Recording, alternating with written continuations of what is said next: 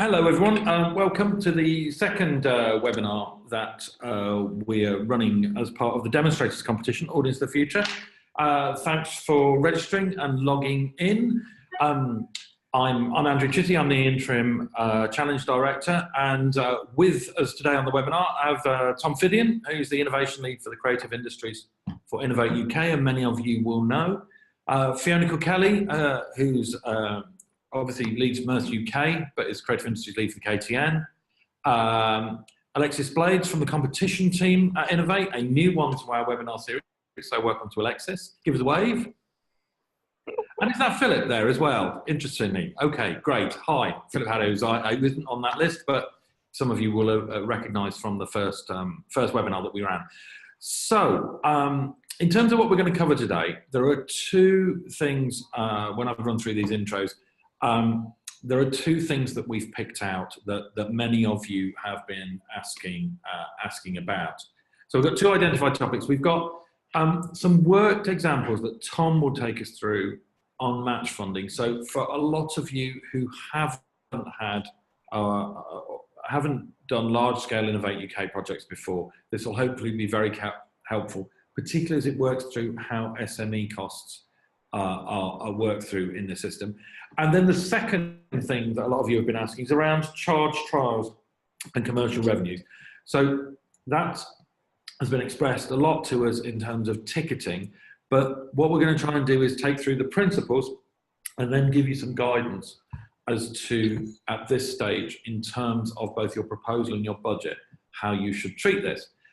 So hopefully we'll run through that in 25 minutes or so, and then we'll have half an hour for open Q&A. So if you have questions submitted, we've got a list of questions that have already been submitted, but if you can submit them through the Q&A box, Sam Michelle will be marshalling those for me. I'm waving at Sam, so there. And we'll try and take them in batches. So if your question doesn't get answered exactly, that's probably because we think that it's been answered as part of another something else somebody has covered. So we know it can be slightly frustrating to keep going back and reiterating the same thing again. And also, as we found out on our previous webinar, if we reiterate answers and they're subtly different, everybody decides that there's a real difference there that they need to ask about. So we'll try and avoid that this time. So, okay, so here we go. So match funding, worked examples, and Tom, over to you. Hello, can you all hear me? Hopefully, because I'm just showing the slide. So before we start, so a little bit of an intro, I just thought I'd just help support some people and explain this webinar a little bit more. So basically, if you're tuning into this webinar to find out more about information about the competition or some questions, that's really great. But just to reiterate that this is a companion piece to some other information that has been available and has been available since the opening competition opened, and I just want to highlight this and just point people into this direction of these other resources, and that is the fact that, as I'm sure most of you or all of you have read the scope document that is on the Innovate UK website. It's also linked on the Immerse UK website that has all the resources for this competition. There's a the full London briefing, which showed myself, Andrew, and Alexis in the flesh, answering questions and going through the whole of the process, from the rationale for the competition, the scope, eligibility, finance questions, all of that, and the competition process is on has been filmed and is on the Innovate UK website and also on the Immerse UK. We've now converted it so it's on YouTube. It is 2 hours long, but if you weren't there at the event or haven't been to any of the briefing events and you haven't watched it, I do recommend that don't watch the England game tonight and watch that London briefing. It's going to help you a lot more in this competition process. Also, then this is linked in the scope document on the Innovate UK website, but general guidance for applicants. Really encourage any people who have never applied through Innovate UK funding to read this guidance, and also for people who have, because sometimes there are subtle changes. And also read project cost guidance, which is also on the Innovate UK website. So I've spoken to Fiona from Immerse UK, and that is actually going on to the resources website as well. So it's going to be really easy for you guys to link in, and connect and read that information. All this information, Innovate is part of the gov.uk website, so it is in very plain English. So hopefully there will be nothing lost in the language and with semantics. Okay, so, and this is a slide that I used in London, and I just want to reiterate it. So recipes for success. For success, you need to be in scope. And so some of your questions may be today, maybe, am I in scope if I do this? Andrew and I will be able to give you very black and white answers. Yes, you are in scope. No, you're not in scope. So we'll be able to do that. Are you eligible for funding? Alexis and I and Andrew can also steer you on that, and we can give you very black and white. If you give us enough detail, I'll give you some black and white answers. This is eligible, this isn't eligible. We'll be able to do that. But the other, once, this is a competition, you have to be in scope and you have to be eligible for funding, but, it is a competitive process. So we want, for this, we want the best ideas. And so, you will, in the application process, you will have to write and also present, if you get to the interview stage, a game-changing application in a highly competitive process. You may ask us some questions, and I know it happened in the last webinar, about, will this be more competitive if I do it this way? Is this a better application? We can't give you black and white answers regarding that. We can, we can push you in a certain way, we can suggest you, we can signpost you, but there is no way, because it's so, everything is very determined by the specific project you're running on, what would make it better. So we can't really give that. We can just give some some support and maybe give you some ideas to think about, but we won't be giving you black and white answers. We won't say, if you do this, that'll be more competitive. But hopefully we can signpost you and support you in many other ways. So match funding. Let me just move the video out the way. So match funding. So we've had lots of questions about match funding, especially, is this match funding and this isn't match funding? Well, I'm just trying to simplify this down. So the goal is you will only be paid funding against actual spend, so money that you have actually spent. The way that this process works is we will fund you every quarter in arrears. So what that basically means is that every quarter, when there'll be a quarterly review meeting, you will come to us with a monitoring officer. You'll sign off that you have done the work, and we'll agree to it. And the money, and then the invoicing and your spend that you've incurred over the quarter will be sent to our finance team, and then you will be funded the appropriate amount of match funding against that. So it can't be against something that you haven't spent money on. And I just want to be really, really clear on that. And I have a worked example that hopefully should help you with this. So using this example, and these aren't very round numbers, they're round here, but they aren't going to go to the percentages. So imagine you're a small company, and in this quarter, these are just imaginary numbers, your gross employee cost for labour is £1,000. Your overheads, you're working the 20% rule, so your overheads are £200, and you spent £100 on travel. So you maybe you were visiting one of the partners, an off-peak ticket to Swindon, I don't know. So your grant that you'll be able to claim back on this is 70% of this spend. So this money in the total cost is money that you have spent in that quarter. And when you've gone through gone to the quarter and you've applied the information to the finance team, the amount that we will fund you is 70% of that number, which is a nice round number of £910, because it's 70%, which is the funding level for a small company. So that basically means there is a net cost. So the 30%, so that match funding is £390, not a round number, but that is something that you will incur, that you will have to cover yourselves. So what we're trying to point out is that we're only be giving you funding on things that you've spent, and we will not be 100% funding you. So there will always be a cost to participate in as a business, to participate in one of these projects. You will be incurring a cost.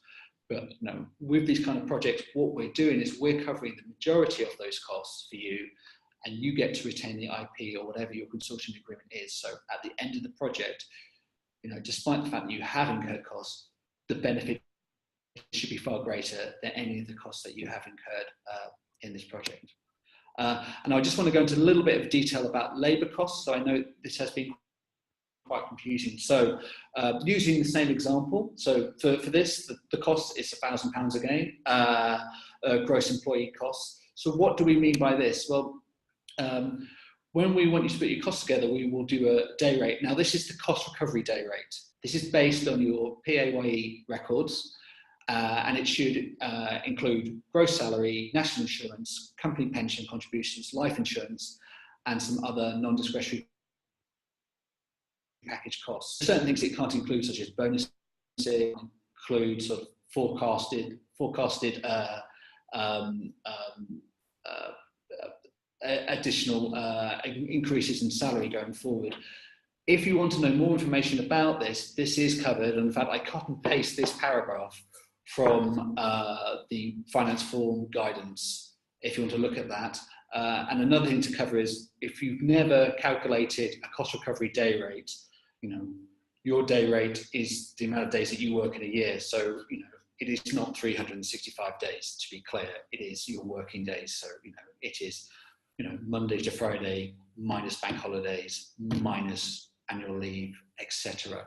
That is how you will calculate the day rate going forward. Okay, so this is these are real figures that a company will spend. It is not your commercial charge out day rate. So if you're working with clients, if you charge people a day rate, which there is a margin there, that is not something that we will cover. So as I said, we will only match fund actual spend. We will not be match funding. The day rate cannot be the day rate, a commercial day rate that you would charge a client going forward. And I just want to be really, really clear on that going forward. And so looking at the large example of a project, and I use this in my London presentation.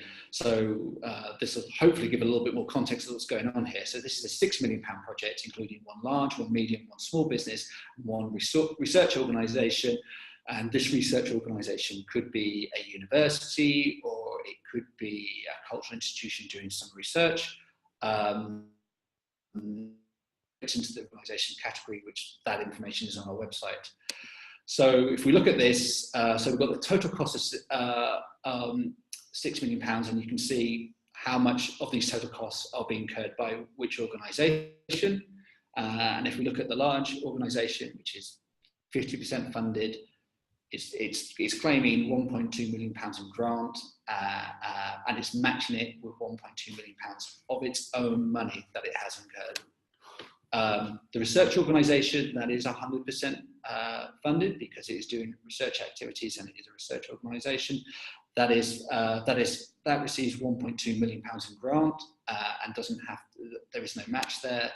The small organisation is receiving 420k in grant and it's matching 180k, and the medium organisation is 60% funded. It's getting just over £1 million in grant and it's matching 720k. So the total grant here is 3.9 million. But the thing I really want to emphasise is that all this match is actually incurred costs from these organisations. So it's not, this is money that they will have to find to match. It is actual spend. So in this £6 million project, £2.1 million is money that has been spent by this organisation that we have not funded, and it has been funded by these organisations on their own, or funding from wherever they do, but they will be spending that money. I think that covers the match funding element. So we'll review Andrew now. Sorry, I was on mute then for a minute. Thanks, Tom.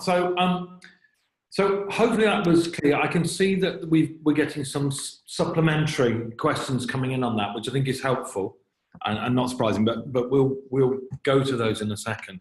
So the issue of charge trials and commercial revenues, I think has obviously puzzled quite a few people, because we've asked you to look at commercial modelling, but we are using public funds that are defined as industrial research to do this. So what I thought would be helpful, because I know a lot of you have been trying to think how this works, is actually first of all think about the principles of what we're doing, and then think more about the guidance and what we need you to do for this application stage. So the principle is that the rationale for public funding of industrial research is that it's pre-commercial R&D.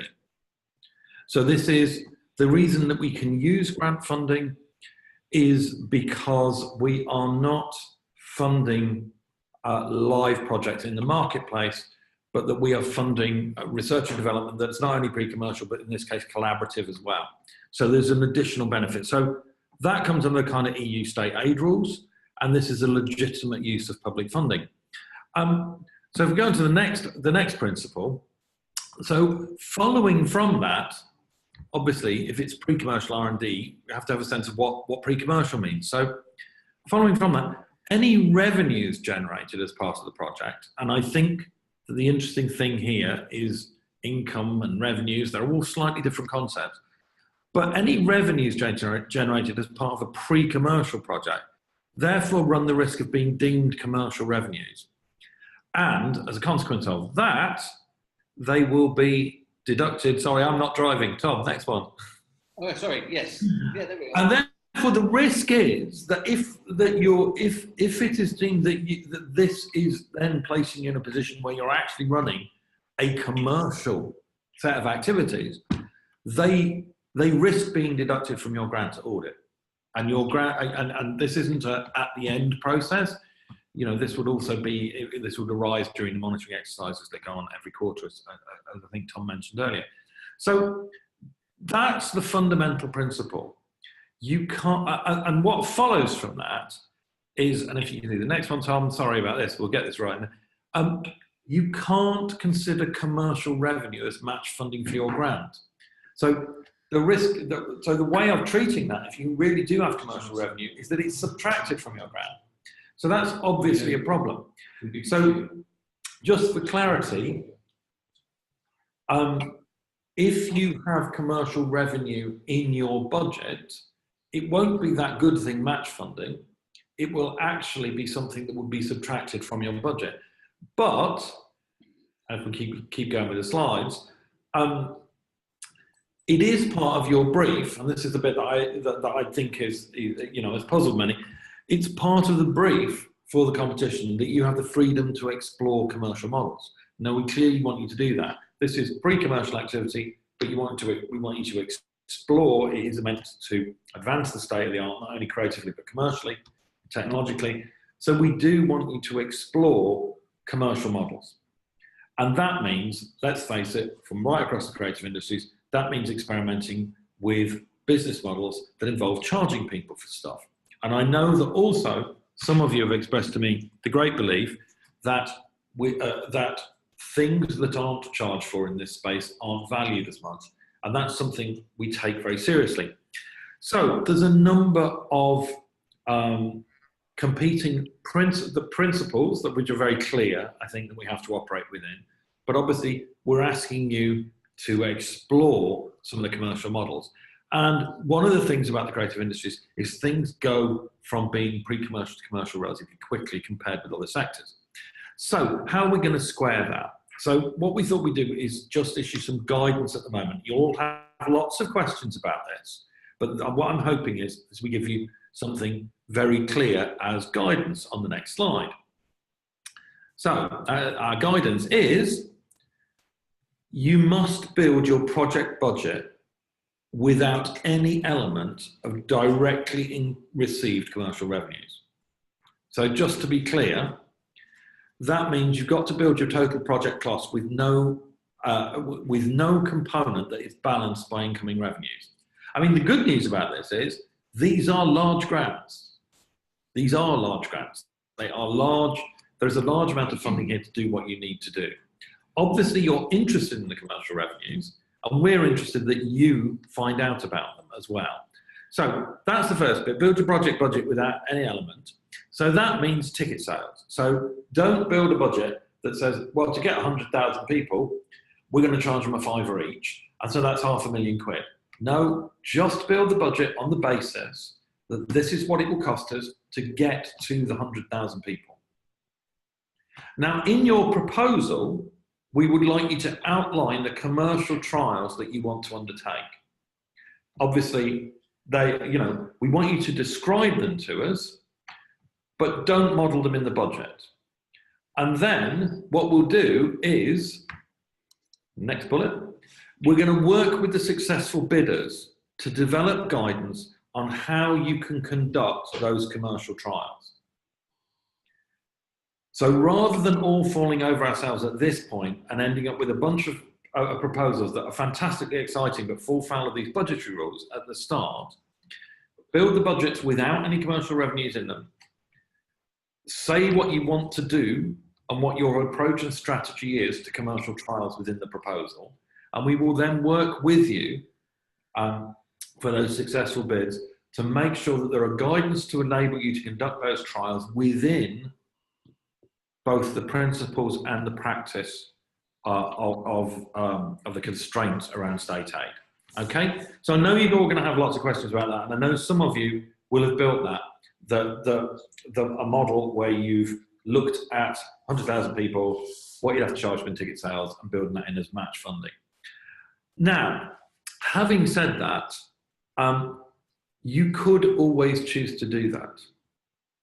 You could choose to do that, and it will come off your grant. And what the grant would effectively be doing there is to be providing a working cash flow.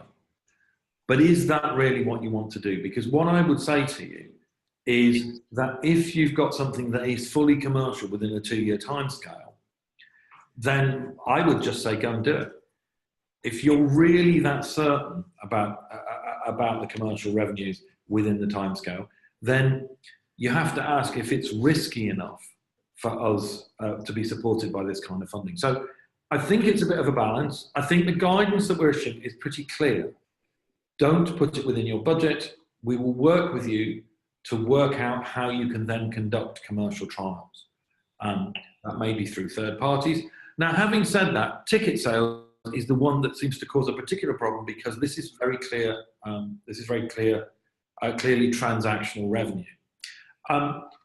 Some of you will be working with industrial partners and maybe in the, say in the visitor experience space, but in other spaces as well, working with industrial partners who may wish to contribute and have access to the project's findings, and may wish to match fund, provide funding to the project. A thing that looks a bit more like inside the museum's world, sponsorship. That's okay. It's the particular issue of ticket sales that with winning bids, we will work with you to develop the guidance on how to do that in a compliant way. Okay, is that the end of that slide? Tom, does that? So now we're on to questions. So what I suggest we do is I'll share and try and not answer anything, if that's all right, and then chuck it to other people. So we've had quite a few questions come in, and we've got some, I think, that we can take straight off. I've taken a couple that are coming in from the audience, and I've got a bank of other ones that have come in before. So now let's try this one. We've got a collaboration consulting member in the US. Can they submit budget as an RO and be funded 100%? Tom, that's a straightforward one, I think. Yeah, so I want to answer saying we do welcome collaborations that are outside of the UK. We can only fund UK businesses and UK research organisations. So the US research organisation can be part of the consortium, but they will not be grant funded by us. Okay, so that's good on that one. So let's take this next one. So we've got an example scenario. So I'll just read it out. We predict the total project cost for our organisation is $1 million, meaning 700K in grants. I presume you're an SME. We need to find the 300K match. We find an industry partner willing to cover our 300K match. If we only incur costs of 900, are we obliged to only take 270K in match funding? Or can we still take the 300k match from the industry partner and put the additional 30k into extra project activities, which would allow us to keep the agreement with the industry partner more simple? I have a feeling that that's one of those questions that actually may have been better unasked, if you know what I mean. But Alexis, do you want to look at that, or Tom? I mean, it depends on your agreement with this partner. Basically, for match funding, we want to see that it's on your balance sheet that you have this money available.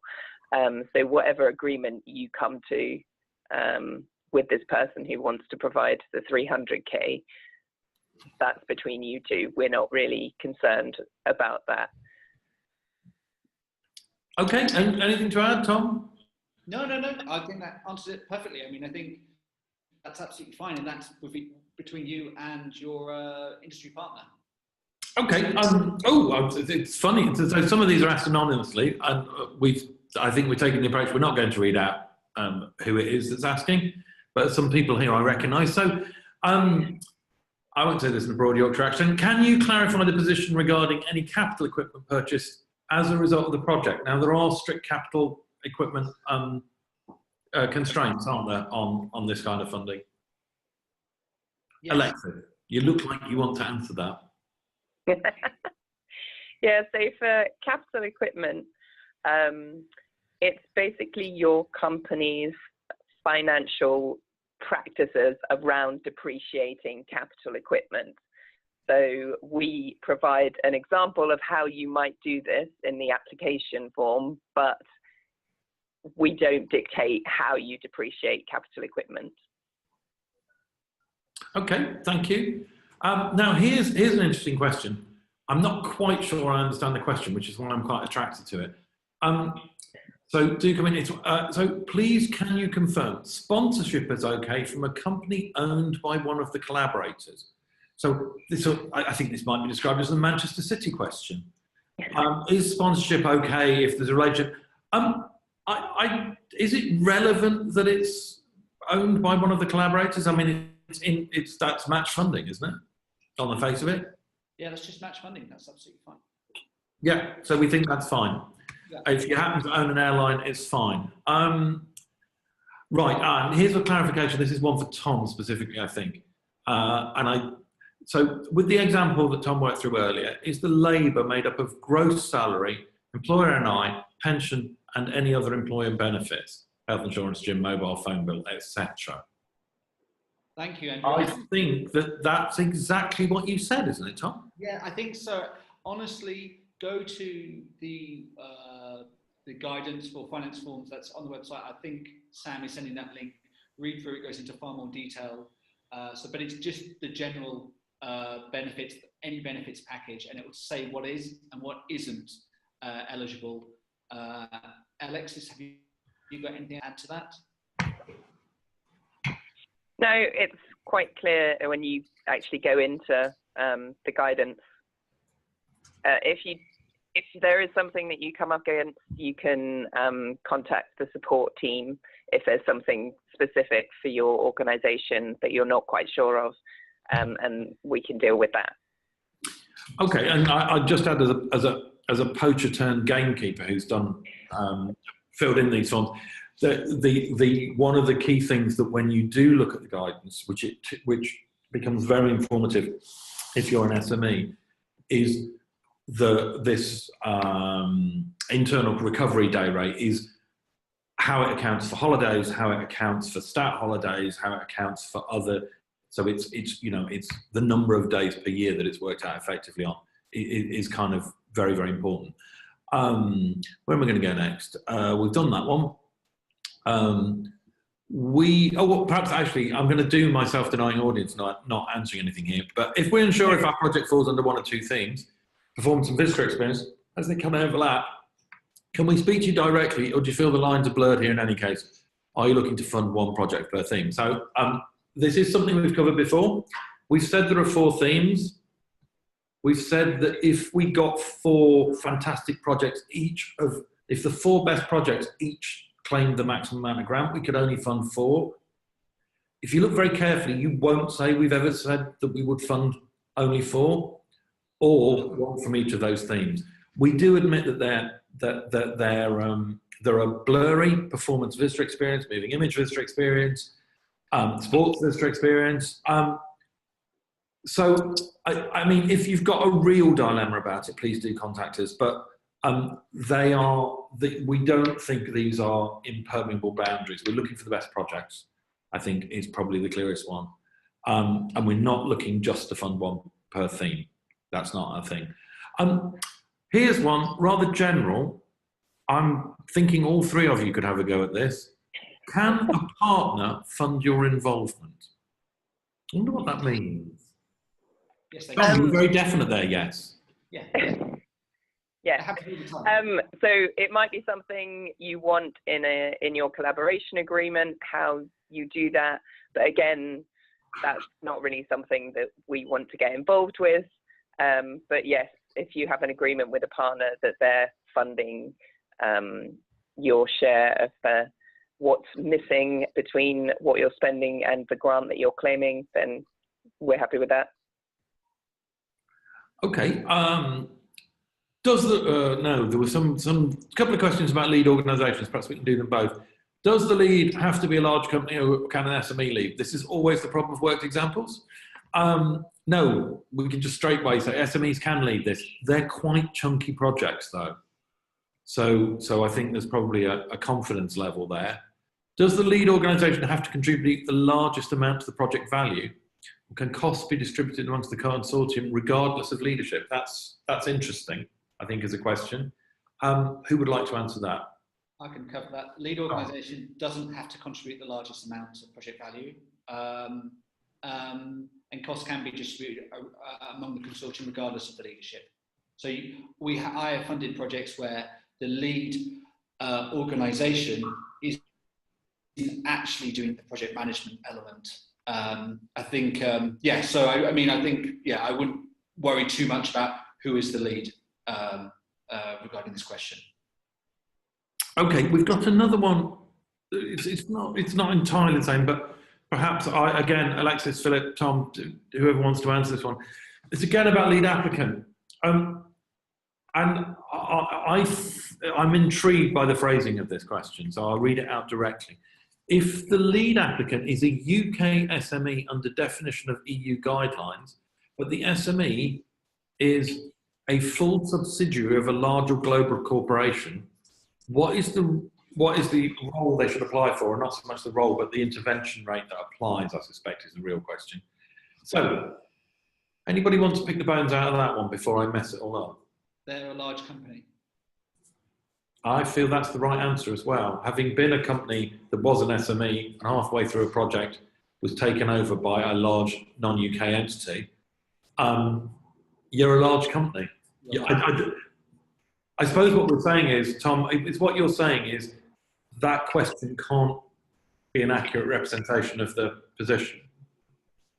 No, I mean, it's like, yeah, if you're a subsidiary, you're not an SME, you're a subsidiary, you're a large company, and you're just a subsidiary of that large organisation. Yeah, so there used to be, on the EU site, a rather complicated calculator that took you up through the stack that owned your company in various shareholdings. And if you did that with this situation, you would invariably come out as a large company. There's just no two ways around it, I think. Does that seem, any input, Alexis, Philip? No? Happy with that? Yeah, good. Do all 4 sectors in the demonstrators have to show a strong creative streak to the project? I'm tempted to say, have you read the brief? Performance is very different to sports, for example. True. So is the creative guide scored differently for each sector? Tom, I'm going to throw that one at you. No, this is, you know, as we said previously before this webinar, this is a really good question.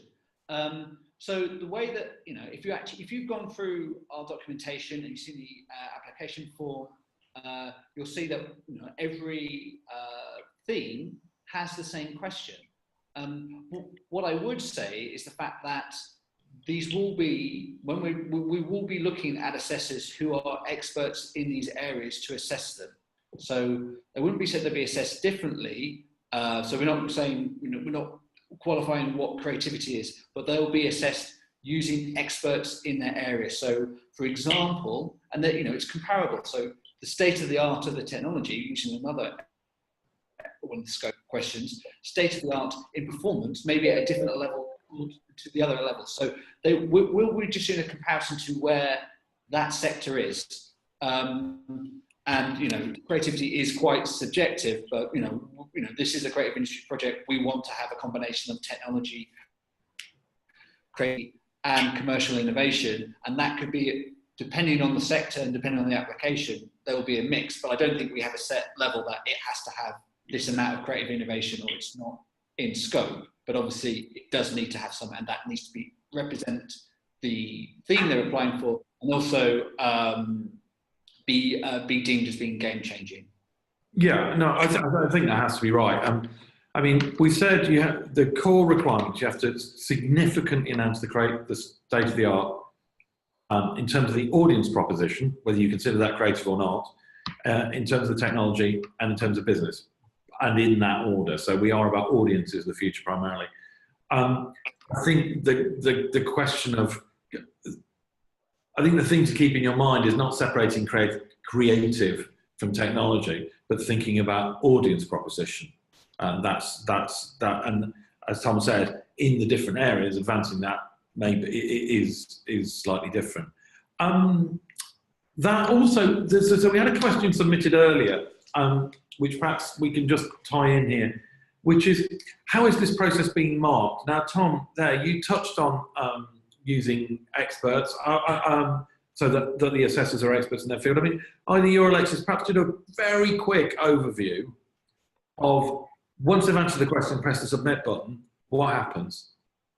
So basically what happens, and Alexis can jump in here because you run to the competition team and tell me off if I'm doing anything wrong. So what happens is when you click submit, and then before you wait to see what your outcome is, the application form will be, based on the theme, will scope checked by the team at UK to ensure that it actually is in scope.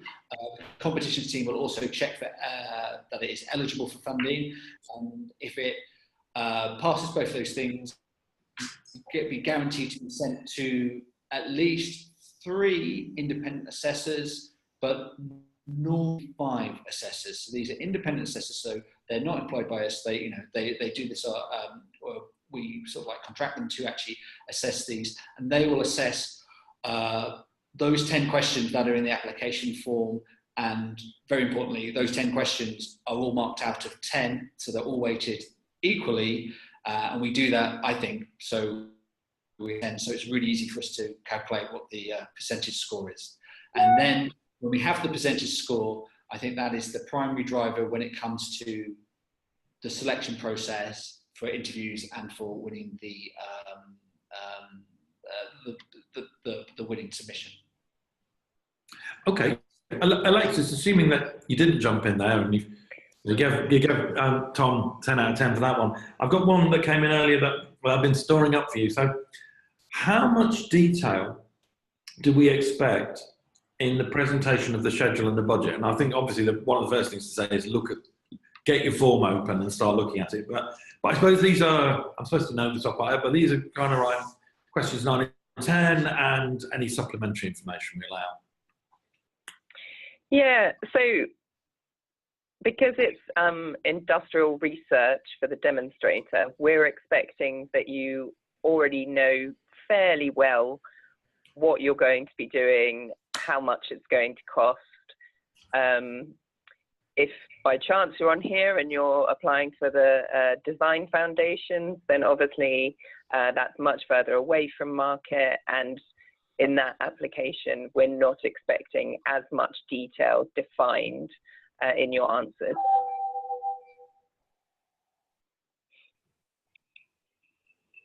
Okay, Alexis, sorry, did you finish that? We had a intrusive noise. Oh, yes. Okay, lovely. Right, thank you.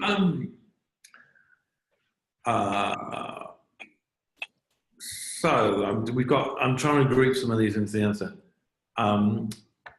into some groups, or maybe we should do some quick fire. Here's a specific one. Does the consortium have to include a content delivery partner, CDN network? In esports, content is primarily delivered via online streaming. This is a service readily in place, AWS or G Cloud or Azure, and can be acquired cost efficiently. Project guidelines state that any technology over 100K, I assume that's £100,000, has to be developed by the project. In our case, we may have more than 100K costs for CDN delivery over multiple events, but we'd be reluctant to reinvest this technology through internal development. That's so interesting question. So this really speaks possibly to a wider thing about distribution costs. But here, I guess, with esports, we're talking about a mature distribution, or at least a component of mature distribution market. So is there truly £100,000 limit and they have to build their own CDN? Or how would you deal with this? Tom? Just to answer this, you know exactly what Rob is talking about. He's obviously read the Finance Forum guidance, and in the guidance it says to have a conversation with us just so we can better understand the situation. I think we take it each on a case-by-case basis. So I would encourage Rob to contact us through the customer services line so we can actually have a deeper discussion regarding this issue. Okay, great. So that's, so sometimes these things are specific. Are we looking for single demonstrations at scale, or can the demonstrations for 100,000 people be done over time across different venues, events, and even markets? I think we've been very clear on that in the past, that you can reach 100,000 by one single massive event or multiple events. I don't think there's any need to kind of recover that one. Now, here's someone else who's been reading the eligible cost documents. We understand that rent outs of equipment or studios can be counted at costs without a profit component. Can substantial IP, global brands, broadcast rights contributed by the consortium partners be counted similarly towards the overall cost of the project? So that's interesting. So this question is not querying the treatment of equipment and studio costs. It's asking if the same things can be applied to rights within the project. Now, there are things in the guidance about licenses, but they tend to be in the context of software licenses. Tom, what do you think is the applicable model here? I mean, we do have a limiting when it comes to licensing, and that is limited to £7,500 eligible costs per SME. It wouldn't be. This isn't the same as equipment studios, so it would be treated differently as a license, and so you can't be. We don't expect people to be a lot of this money to be given out to pay for substantial broadcasts or IP rights. Alexis, have you got anything to add to that? No, as you say in that other cost section, we do give some examples of what might be considered other costs and kind of IP and things like that. But as you say, the limit for IP anyway is 7,500 for an SME only. So I think also it's worth saying that this speaks back to the principle of the competition and our requirement to bring global IP into it. And there were two reasons for that. One was to have the presence in the market, so you don't spend it all on audience acquisition costs. But the other was, if we are to create game-changing projects that have IP within them, you need those IP owners to be part of the projects. So the idea that we said right from the start, we wouldn't expect to see IP license costs in there.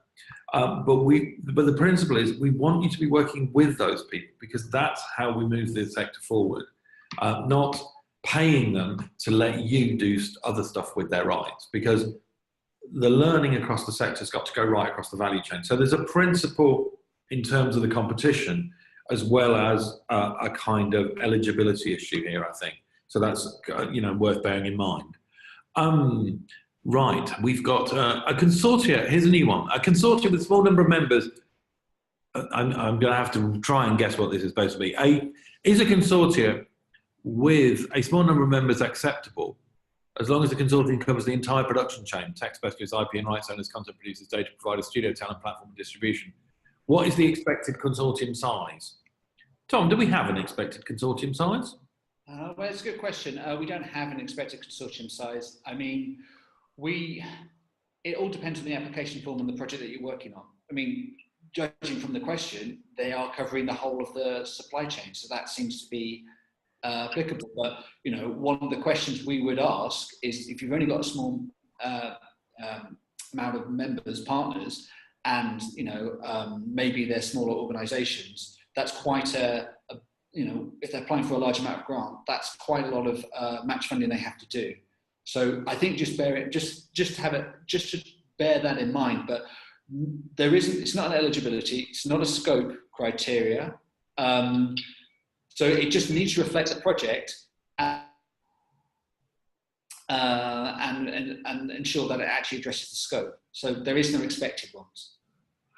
Okay, good. Now I've got a couple of questions here, if I can manage to find both of them, about IP. So the first one is, on IP, is a portfolio approach to IP within scope, or is the expectation there'll be a single headline IP? So hold that thought.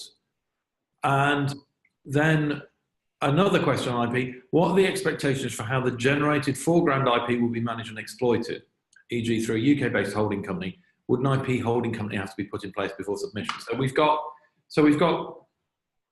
are we expecting a single emergent IP out of the project, or can we do a nested approach, which I think we've mentioned in the past at various events in response to questions? And then what are our expectations on IP management?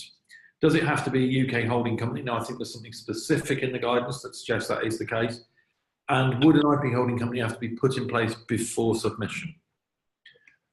Tom, am I throwing these to you? You can always throw them to me. An IP holding company, would it have to be put in place before submission? No. No, I mean, I think that's something to think about when the project's going ahead. I think the expectations are, going to the overarching elements of when we do this money is the fact that we, you know, competitively fund UK companies doing R&D that benefit those companies where that value is captured in the UK. So any model that they choose to use with this IP where the maximum amount of value is retained within the UK would be you know, something that we would expect, and something that would actually score very highly in this process compared to another application where, you know, that the value is captured elsewhere. Okay. Alexis, happy with that? Yeah, I mean, I think we need you to outline what your strategy is, but not everything has to be in place at the point of submission. That we have different expectations should you be successful in terms of funding start. Right, I got another old friend here. So Alexis says, so I suppose you have to answer this one, Alexis. Clarification, let's say. You say applicants need to know what you're going to spend in some detail, but innovation, as in games development, implies feature creep, and proper user testing at the beta stage implies doing new things in response. Guesswork, contingencies are surely inevitable. Now, I think there's a difference between contingencies and an initial detail, budget level of granularity. But what would you say, Alexis?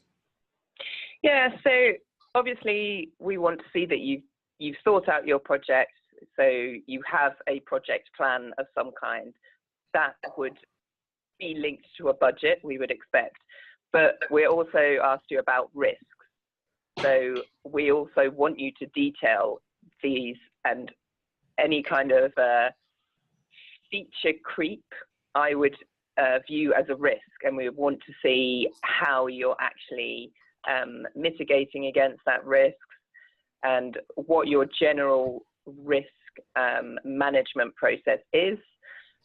So if things do come up that you haven't previously identified as risks, how are you going to adapt to be able to handle those? Okay, great. Since you've now assumed the person who answers all questions on risk, which is brilliant, we've got another one. Can the risk in the project relate to the need for global audiences? any risk that you can identify as potentially impacting your project either in a positive or a negative way, please put that on your risk register and tell us how you plan to address it. Okay, great. Oh, we've got we seem to have developed a bit of a sound. We've got a power around here.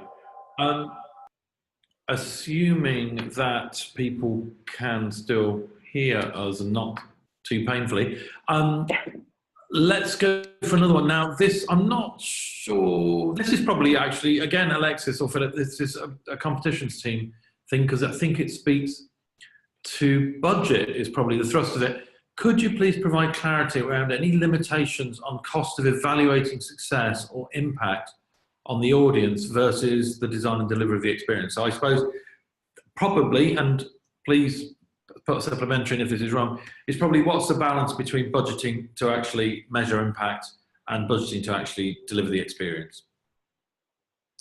I mean, there aren't any limitations that we impose on that. But we'd expect you to outline how you'd achieve both of those things, I guess. Yeah. We do ask how, you know, how is this going to impact, make an impact, not just in the UK, but potentially in other markets. So we want to see that you have done some assessment of what those markets are and what you think the impact is going to be. And it's probably worth saying that we'll also have an impact and evaluation framework around the programme and around all of the Industrial Strategy Challenge Fund areas. So we'll be working with the demonstrators. There'll be large projects, and we'll obviously be looking to work with each of the successful projects around that, I think. Oh, we're still on risk. It's great once you get into risk questions. They never stop. As a pre-commercial R&D development project, excellent phrasing there, please give us an example of how you expect risk to be mitigated. So I think, Alexis, I think a kind of general example, and Tom, maybe a more concrete one that you might think of in the context of what we know people are putting together. Yeah, so your mitigations could be around having the right people in place. You know, if you've identified that you have a gap in who's in your consortium at the moment or your particular employees at the moment, that could be a risk, and your mitigation is, okay, we're starting the process to actually get someone on board with those specific skills. Yeah, I mean, mitigations, it's very difficult when I don't have an actual risk and know the actual circumstances. Okay, Tom, then it's you. Supply us with an appropriate kind of relevant risk. Okay, right, thank you. Well, because I got given an extra 30 seconds to think of one. So a really common... Did it help? Yeah, it did. It's great, thank you. Really common risk.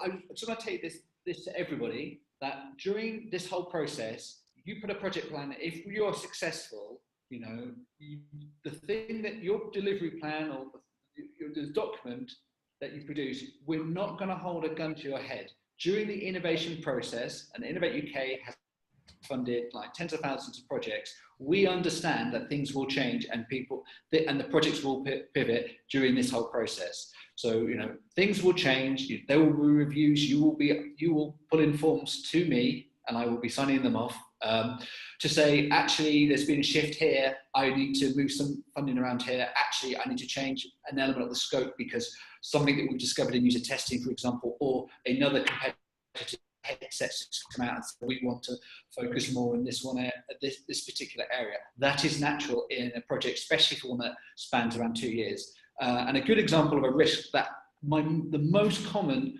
project change request form that comes to me is the fact retaining good quality, highly skilled staff. So I would say to mitigate that risk, I would say, right, we've got this staff, we know how hard it is to recruit staff, and I can assure you it's a very common problem, especially in specific areas of the UK, where there's quite a lot of churn for high quality personnel. And to mitigate that risk, I would suggest putting a way of mitigating that risk if you lose personnel and you've got a period to recruit them, is actually to put some money in the subcontracting category, and just, you know, be aware that actually at a certain point in time you may have to subcontract for a short period of time, because if you lose someone, recruitment may take you know, much longer than you want it to be.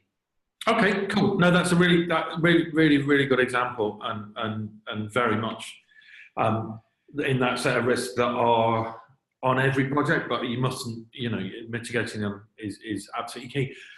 We are almost out of the prescribed time. If people want to keep going, assuming that our panelists can keep going, we will do, but perhaps we'll move a bit into a kind of quick fire mode. So I wanted to share one because I wasn't sure that the question, because it went into the chat. This is by way of a happy punter who Alexis has answered their question. So it was about the relationship between overhead and costs, and the question came in that in the worked example, did you work out the costs and then add the overhead to the grant claim? So. But I just wanted to say, this person seems satisfied that, so in my project budget, salary for technology is £1,000, I add 20% overhead and claim 70% of that. 1,200 equals 840 claim, thanks very much. So I just wanted to share that with everybody, so you, that people are getting it. Okay, quick fire. To what extent do contractual agreements have to be in place before submission? Tom? I mean, for eligibility, they don't have to be in place. But it would help your application. For example, if you wanted to have an arrangement, with one of the globally renowned IP rights holders, having them as a partner or having, you know, a conditional letter from them offering their support would be helpful, but it's not part of the eligibility. And we would imagine all the contractual agreements to be taken place with the consortium agreement after that project has had their conditional offer letter. Very carefully worded. I'm just going to gloss that slightly, as someone who also assesses. Tom's absolutely right. You don't have to have contractual agreements at submission. You do have to have them before funding starts. But any application that said they were going to use a fantastically fancy IP and did not have the IP owner as a project, as partner, or a letter of support that said that you've got the freedom to do this, might score very lowly with assessors in terms of credibility. So there's a difference between what's eligible and what you think is sufficient to score in what's a very competitive process. Okay, our 30% SME match funding is coming in as cash contribution for a third party, which will then use that cash to deliver audience experience activity as part of the project. Is that okay? Yes. So if they're using that money to deliver audience experience, that's part of your project cost. Am I reading that right? Rather than actual... Well, it seems to be that one company is contributing the match. But then they're using that cash to actually deliver some project activity, which would have to be included in the overall project cost. Yeah. So as long as it's included in the project costs, that's yeah. But then it might not work out to be that 30% SME match funding if you've then increased your project cost. Yes. But you will have to have a look at that. Yeah. So you've got to have a look at your overall costs to deliver the project, and then the level of match funding, and then also the level of intervention against each partner, whether that's within the boundaries. So I think we think probably okay as long as you do the maths right. Yeah.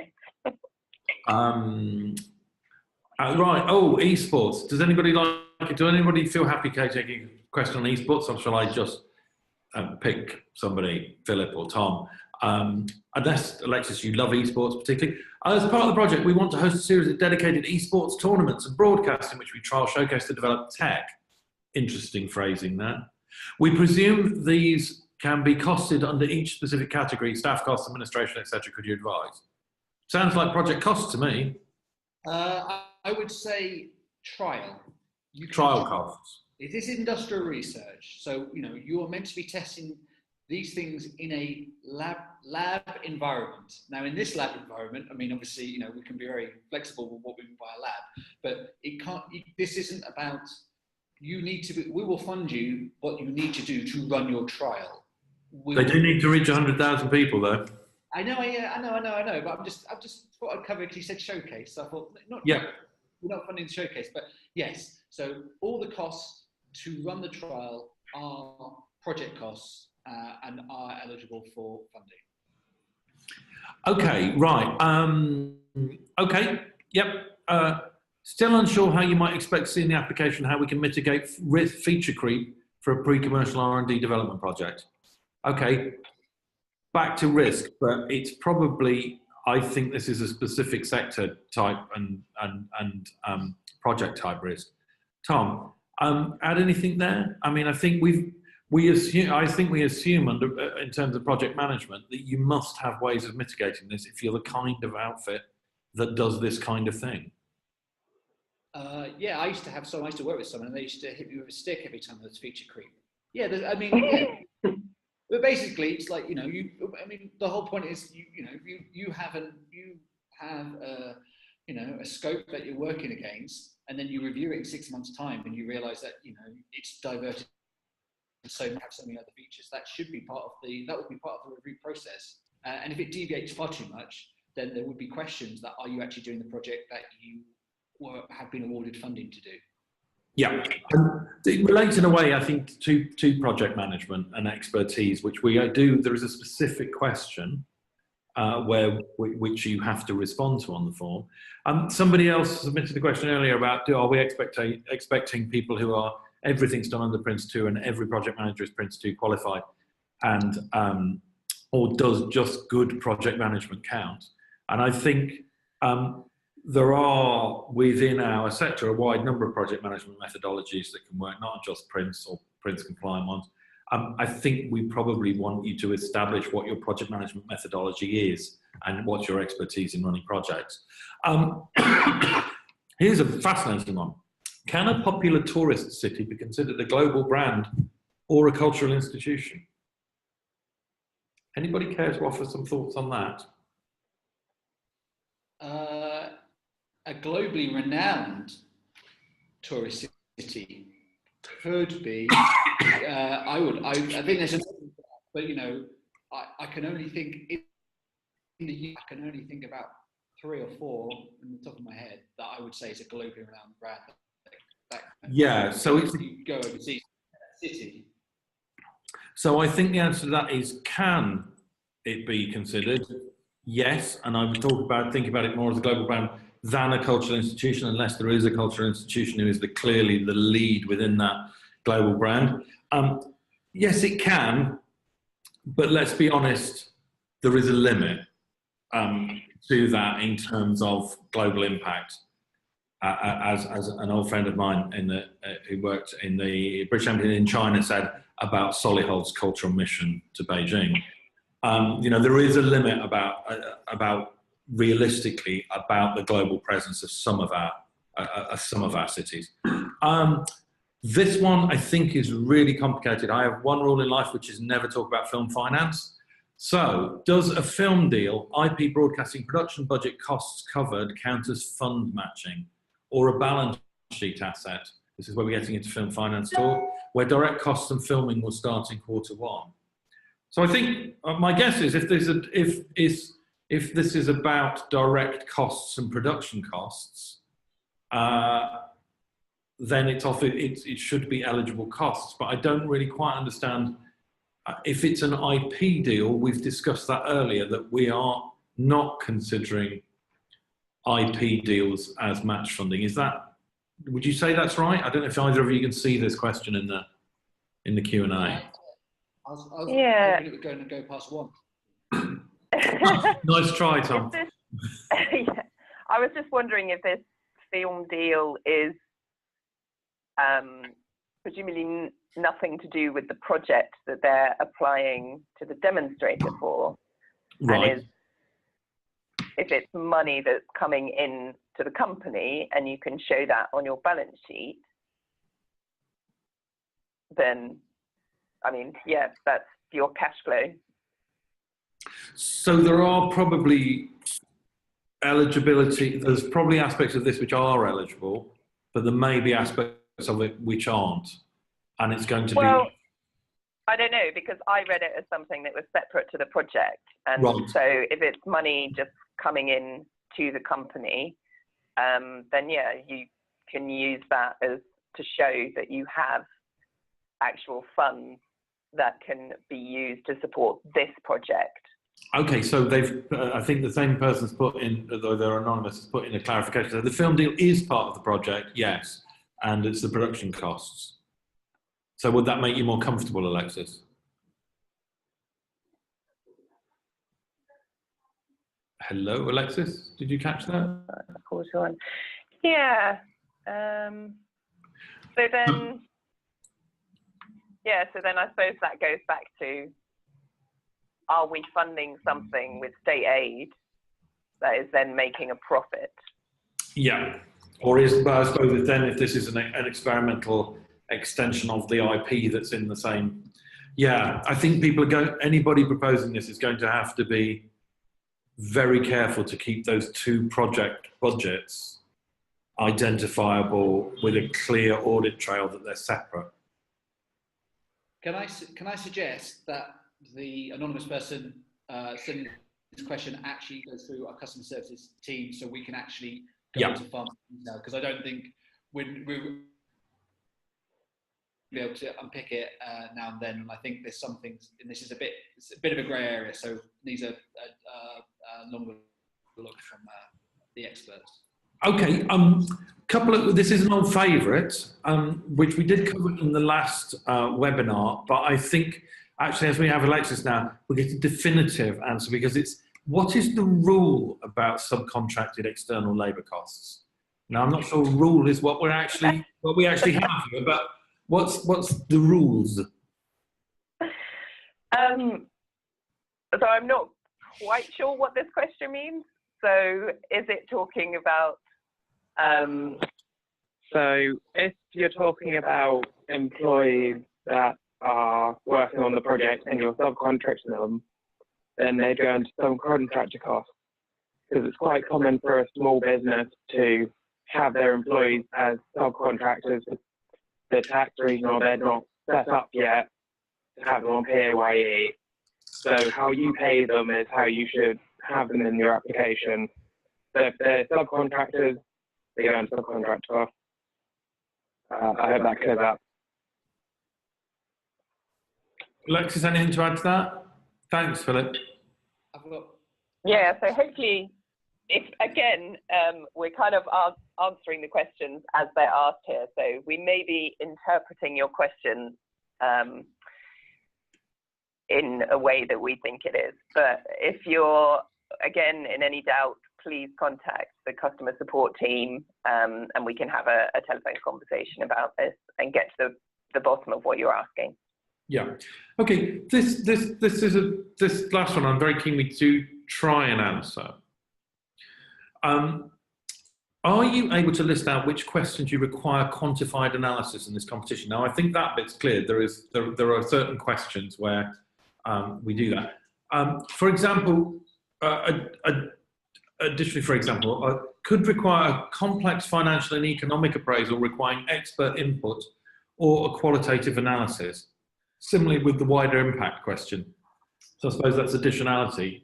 So the additionality question and the wider impact. As an SME, we don't have the resources or time to commission this type of technical analysis. So there's the market question, awareness of the market question, I think. I think the additionality question, to me, doesn't seem always to require complex financial analysis. But Tom, this probably speaks to your experience of having, run a lot of these competitions. No, I think you're correct. I think the additionality doesn't often include that much detailed analysis. I think, when you're looking at the question, when you're actually trying to look at the market and the commercial reasons for doing this, I mean, I think anybody asking for, who's ever going to give you money is going to ask, would expect you to have done some kind of detailed quantitative analysis of the sector. There are lots of documents that have been produced by certain consultants, which I would urge people. The predictions of the market are going to go, but this is an emerging market, and this is one. It's one of the issues that everybody experiences when they're applying for money from Innovate UK. We fund innovation, and therefore the numbers aren't so black and white going into it. But I would urge people to search for the leading documents that are going that have been published by certain consultants and see if it actually helps them, articulate the market and how they're planning to capitalise on it. Okay, I'm just proposing we answer one more that's come in, and then we'll draw it to a close. So what support is there for crafting a winning application when the expert behind the immersive project is unlikely to have the skill to tick the boxes on the application? I think that's really interesting, because I work with across various of the research councils. The Innovate form is actually enormously user-friendly, I think, and clear in what it's trying to do. So we can't support people to write their applications. We can't write them from. Is there other support out there? How do we get? Because I think we've got a lot of people in this competition, and we'll have across Audience in the future, who are relatively new to the Innovate UK funding model. Is this one for Immerse UK? I think, yeah, let's switch on to Immerse UK. Yes. Look, hello, Fiona. Similarly, we can't actually sit down and fill out an application with somebody, but we can very happily guide people along their application process. And we've got some capacity here at the KTN to look at application forms before they're submitted, but we need quite a long window in order to do that, because we tend to get flooded 3 weeks before competition deadline. So do drop us an email, and we'll do our best to support people through that process. But just to be clear, we can't sit down with people and help them fill out application forms. Okay, keep the camera there, because I've got another one for Fiona, actually. So this is the last thing. Is prior to this session, we've had a few questions come in which are all about networking, connecting people with other people, finding technology partners for people who are active in sports and those kind of things. And again, this is something that Immerse UK, I think, and KTN generally are best placed to help with. So what's the best approach if people are still looking for key bits of their consortium? To get in touch with us directly, and between me and some of the staff at the KTN, we've got a really good understanding now of where people are looking to offer what they do towards a consortia, or people actually specifically saying they're missing particular expertise or skill. So we can do some personal matchmaking from what we know that's out there in the landscape. But we also have the Immerse UK website, and on there is our members platform, and we've been steering people to sign up, create a profile, and tag yourself Audience of the Future. And then you can search anybody who's currently working on Audience of the Future, who's looking for something or offering something. You could it's a good starting point. So I would recommend both approaches. Okay, fantastic. I think we got through almost all the questions. Thank you very much to Tom, to Alexis, to Philip. And we may do another one of these, but we've not, if we identify with all the questions we've asked, some subjects that would be beneficial to all applicants. But as it gets nearer to the submission point, people's questions tend to get more specific, and they might consider them competitively confidential. So we may do another one if there's a demand for it. If we do, we'll see you then. If we don't, good luck. And as we know, there's some fantastic propositions building out there. So keep on going. Thanks a lot.